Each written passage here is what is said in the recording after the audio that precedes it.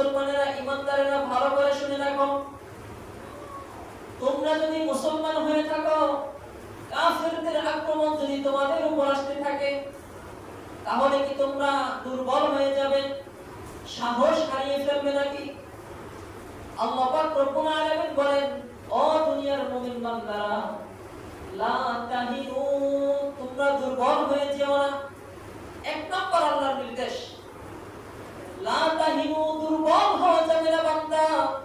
ওয়ালা তাহজানু, তোমরা চিন্তাও করবে না, কোনো পেরেশানির কোনো কারণ নাই। ঈমানী শক্তি আমি আল্লাহ তোমাদেরকে দিয়েছি, ঈমানী শক্তি নিয়ে ময়দানে ঝাঁপিয়ে পড়ো। ওয়া আনতুমুল আ'লাউনা, আমি আল্লাহ গোটা বিশ্ব জাহানের মালিক, আমি আল্লাহ যুদ্ধে জয় পরাজয় দান করি। আমি আল্লাহ তোমাদেরকে বলতেছি, ওয়া আনতুমুল আ'লাউনা ইন কুনতুম মুমিনিন, যদি তোমরা তোমাদের ঈমানকে মজবুত ভাবে ধরে রাখতে পারো, ঈমানী শক্তি নিয়ে যদি সামনে এগিয়ে যেতে পারো, আমি আল্লাহ বলে দিলাম, কাফেরদের উপর আমি তোমাদেরকে বিজয় দান করব। সুবহানাল্লাহ, কোরআনের ঘোষণা, যালিকাল কিতাবু লা রাইবা ফীহি।